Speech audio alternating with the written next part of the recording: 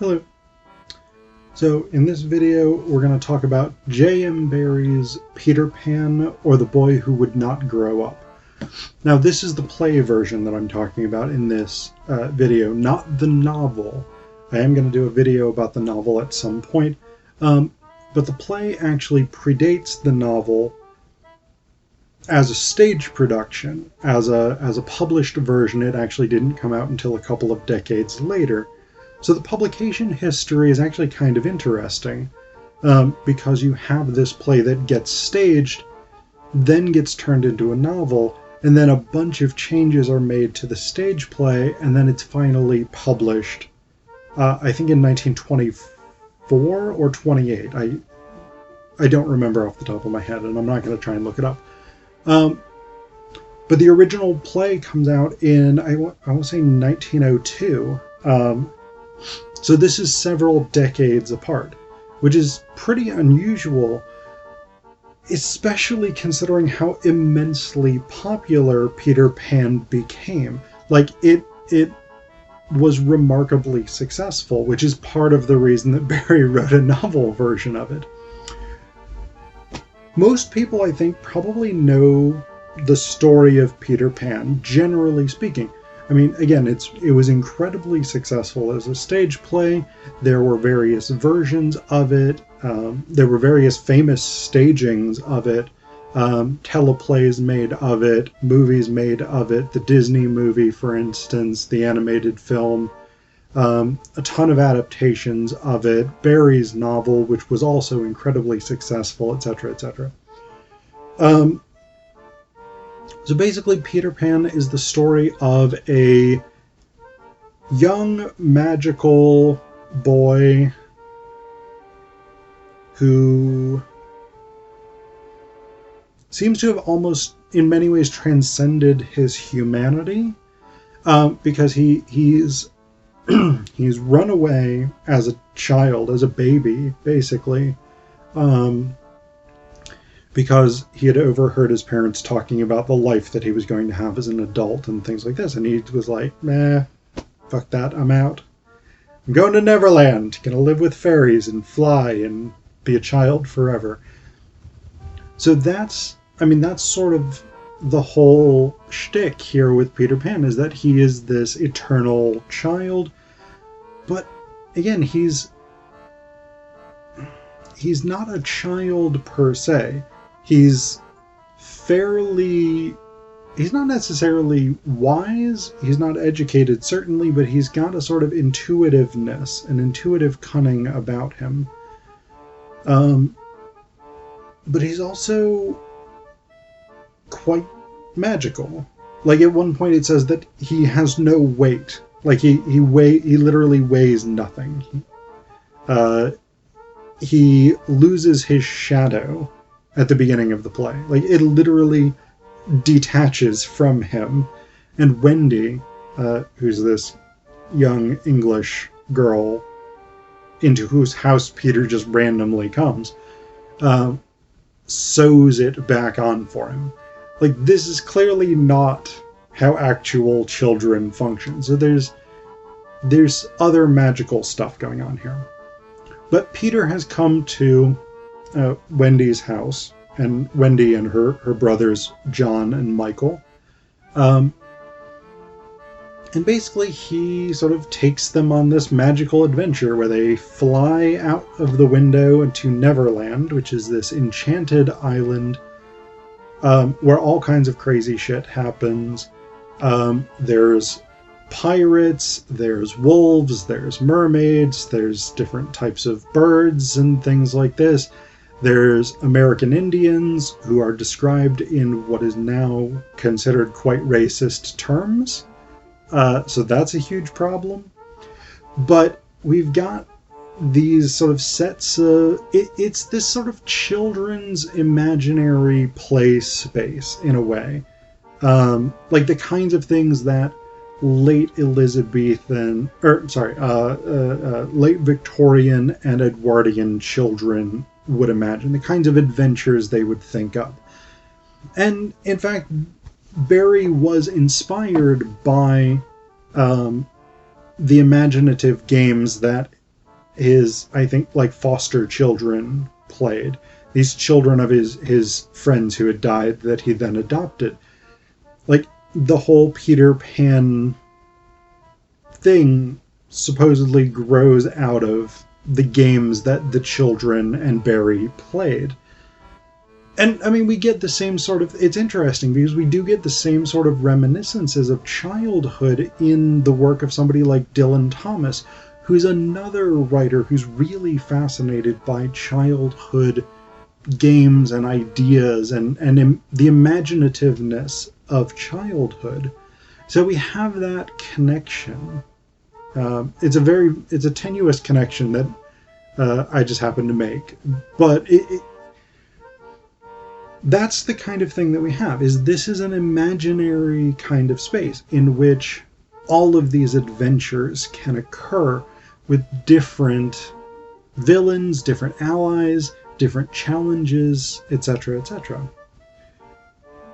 And so Peter takes Wendy, John, and Michael to this place, and they live as this sort of weird quasi-family with the Lost Boys, who are Peter's sort of gang of misfit children who live on this island with him. And Wendy becomes their sort of mother figure. And to me, that's really the that's sort of the key to the really interesting element about this play, is its weird conception of family. Because on the one hand, like, when the Lost Boys, Peter and Wendy, are playing at being a family, fine. That's children being children. Children doing make-believe. They can pretend that Wendy's their mother, and that's a game. And it makes sense for children to do that. But you've also got adults who have these sort of weird, nebulous conceptions of family. So, for instance, Hook, Captain James Hook, the villain of the play, the leader of the pirates, like, the pirates and Hook developed this plan where they're going to defeat Peter by capturing the Lost Boys and Wendy, executing the Lost Boys, and then keeping Wendy to be their mother, the pirates' mother. Like, these are adult human beings, adult pirate human beings, who are like, we want to kidnap this small female child and have her be our mother. Like, that's not how family works, and that's not how pirates work. That's not how adults work. Like, this idea of, like, we need a mother, here's a child, let's make her our mother. No, that's not how real adults work. But it's part of the way that family, like, functions bizarrely in this play. And we see the same thing with the Darlings, with Wendy, John, and Michael's family. Mr. and Mrs. Darling are there in the first act, which is set in the nursery. Mrs. Darling is fairly straightforward in some ways. She's domestic, she's loving, she's this sort of idealized mother figure. Great, we can deal with that. Mr. Darling is weird. Like, there are bits and pieces of him that seem sort of authoritative in the way that you would expect a late Victorian and Edwardian father to be. Like, he does use this phrase, a little less noise there, when the children are supposed to be going to sleep and they're still asking their mom questions. And John actually parodies that when he's pretending to be the father, and then Peter uses that line later when he's sort of set up as the father with Wendy as the mother of the Lost Boys. But Mr. Darling also has these weird moments where he's... So, like, Michael's the youngest, by the way. He refuses to take his medicine. And Mr. Darling's like, well, when I was a child, I was glad to take my medicine. And Wendy's like, I know where your medicine is, Dad. I'll go get it, and you can take it and show Michael how brave you are. And Mr. Darling's like, I don't really want to do that. And then Michael and Mr. Darling have this weird exchange where it's like they're equals. Like they're basically like sticking their tongues out at each other and going like, nuh-uh, in terms of whether or not they're brave enough to take their medicine. And it's clearly not at that moment a father-child relationship where like, as your father, I'm telling you to do this thing that's in your best interest. It's like they are the same age, and their sort of squabbling is the squabbling of children. So it's this weird thing where like family is really central to the play. There's continual references to motherhood. There's continual references to houses and where people live, the domestic space and things like this. And yet the actual sort of the acting of family, the acting of motherhood, of being a parent in this is really, really odd. It's really tenuous. And it like the idea of even being an adult comes apart and becomes this sort of weird game that you can choose whether or not you play. And in some ways that's quite fitting for the way that the play is set up. But it also raises interesting problems because one of the central anxieties of the play is about home, is about having a mother, is about having some sort of emotional support rather than just being sort of cast out into the world on your own. And so on the one hand, there's that sort of deep-seated desire to have a mother, to have a family, to have a home. And indeed, the Darlings do adopt all of the lost boys at the end. Peter is the only one who stays on the island. Which is also interesting because the first act emphasizes, particularly through Barrie's stage directions, which are extensive and novelistic, he emphasizes that they simply didn't have the money to have one child, and they've now got their own 3 children plus another 6 that they've adopted from the island. So they've now got 9 children, and they didn't have the money for one, and that's never dealt with in the play whatsoever. It doesn't even come up in the last act when all of these children are being adopted.